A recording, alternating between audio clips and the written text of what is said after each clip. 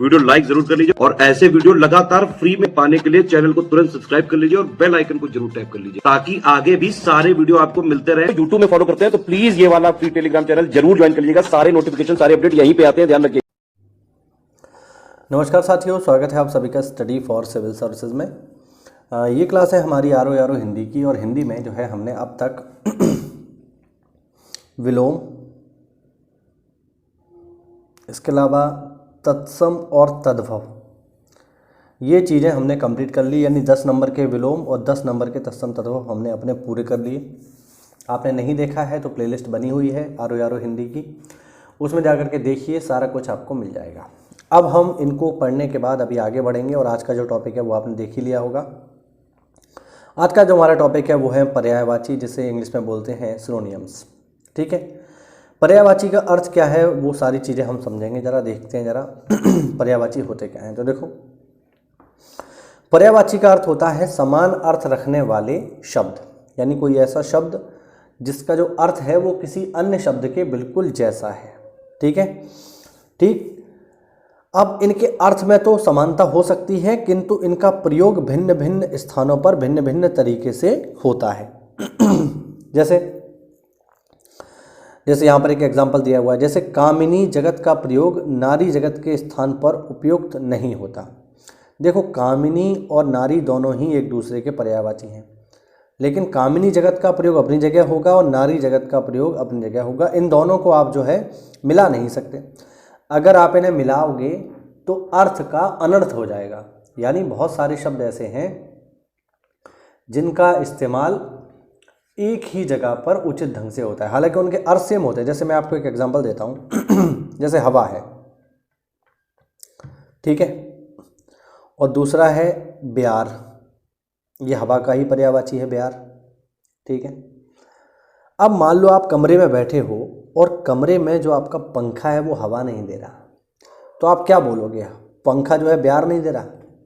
अगर आप ये बोलते हो कि पंखा ब्यार नहीं दे रहा तो ये सुनने में ही अजीब है, बोलने में भी अजीब है। फिर आप क्या बोलोगे? पंखा हवा नहीं दे रहा। ठीक है, लेकिन अगर मान लीजिए आप खुले में बैठे हैं, तब बिल्कुल आप ये कह सकते हैं कि ठंडी बयार बह रही है, ठंडी हवा बह रही है, दोनों ही इस्तेमाल हो जाएंगे। लेकिन कमरे में रह कर के आप बयार शब्द इस्तेमाल नहीं करोगे। एक एग्जांपल और लो, जैसे आपके साइकिल का टायर है या बाइक का टायर है, अगर उसमें हवा कम है तो फिर आप क्या बोलोगे? इसमें हवा नहीं है। आप ये नहीं बोलोगे इसमें बयार नहीं है।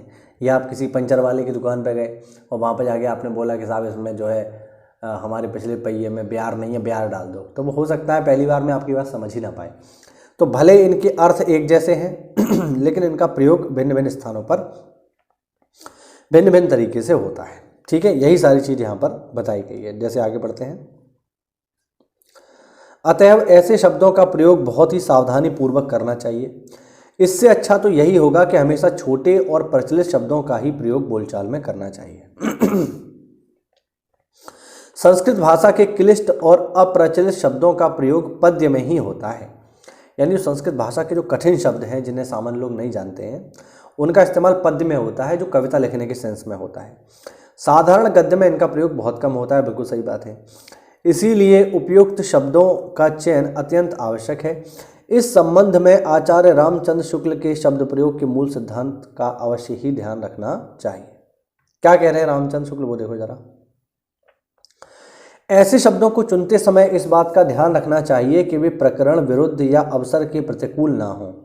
जैसे यदि कोई मनुष्य किसी अत्याचारी के हाथ से छुटकारा पाना चाहता है तो उसके लिए वो हे गोपिका रमण, हे वृंदावन बिहारी आदि कहकर कृष्ण को नहीं पुकारेगा। अगर मान लीजिए आपको कोई जो है मार रहा है, तो अगर आप भगवान को पुकारते हो तो आप क्या बोलोगे कि हे गोविंद, जो गोपियों के साथ रास रचाते हैं वो आकर मेरी सहायता करें। ये सुनने में अच्छा लगेगा। या फिर आप कहोगे कि हे मुरारी, या फिर आप कहोगे हे कंस निकंदन। कंस निकंदन का मतलब हुआ कंस को निकंदन यानी समाप्त करने वाले, तो जिसने कंस को समाप्त किया वो मेरी रक्षा करे। तो इस तरीके से कहना ज़्यादा बेहतर होगा। ठीक है ना, क्योंकि कृष्ण के द्वारा कंस आदि दुष्टों को मारा जाना, उससे उनकी रक्षा की आशा होती है कि भैया जैसे भगवान कृष्ण ने कंस को मारा वैसे ही इस दुष्ट प्राणी को भी मारेंगे जो मुझे मारने का प्रयास कर रहा है। इस सेंस में, ठीक है।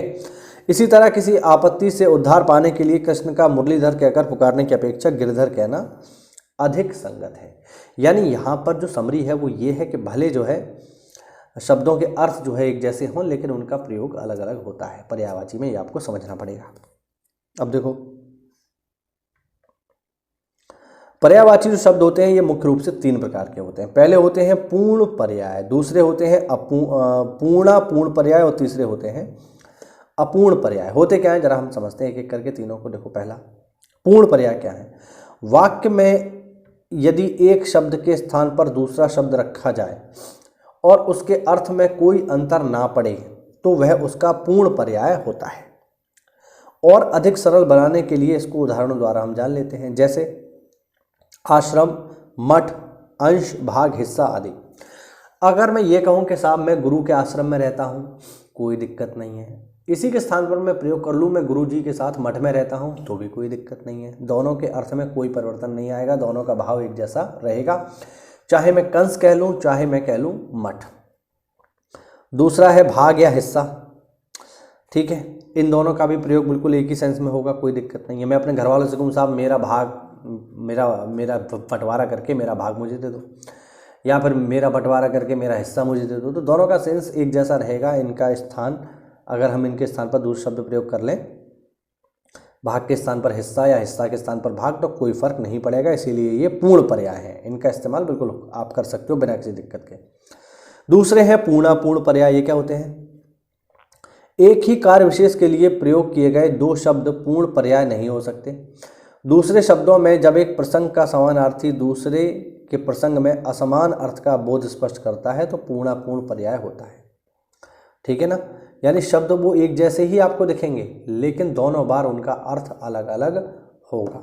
जैसे खाना, खाना। अब पहले का जो खाना का अर्थ है वो है फूड, और दूसरा जो खाना का अर्थ है वो है सॉलो यानी निगलने के सेंस में। बात समझ रहे हैं? यानी खाने को खाने के सेंस में है। तो दोनों का देखने में एक जैसे हैं लेकिन दोनों का अर्थ अलग अलग है, ठीक है। जैसे कपड़ा टांगना या लटकाना, तो आप जो बोलोगे जब भी तो आप यही बोलोगे कपड़े को टांग दो। कपड़े को लटकाना ये थोड़ा सा अजीब सेंस बनाता है। बात समझ पा रहे हैं ना आप लोग? तीसरा जो होता है वो है अपूर्ण पर्याय। जैसे ये क्या है? कोई भी व्यक्ति शब्दों के अर्थ की छाया बदल बदल कर अपने ढंग से प्रयोग करता है और विषय की उसके मूल अर्थ में और विषय की व्यापकता के परिप्रेक्ष्य में उसी शब्द का प्रयोग नए अर्थ में होने लगता है। यह अपूर्ण पर्याय कहलाते हैं। कुछ शब्दों के सूक्ष्म भेद उसकी मूल अर्थ में विद्यमान होते हैं किंतु अपनी आवश्यकता अनुसार उन्हें पर्याय मान लिया जाता है, जो कि नहीं है, ठीक है। दोनों के अर्थ तथा भाव अलग अलग होते हैं। ऐसी स्थिति से बचने के लिए सदैव उचित शब्दों का प्रयोग करना चाहिए। यानी बहुत बार ऐसा होता है कि दोनों के अर्थ एक जैसे हैं लेकिन दोनों का इस्तेमाल अलग अलग जगह होगा। एग्जाम्पल यहाँ पे बहुत बढ़िया दिया हुआ है, मैं आपको समझाता हूँ। पहला है गाभिन और दूसरा है गर्भिणी। पहला शब्द है गाभिन और दूसरा है गर्भिणी। दोनों ही जो हुए ये मादा के लिए इस्तेमाल होते हैं और ऐसी मादा जो गर्भ से होती हैं उनके लिए इस्तेमाल होते हैं।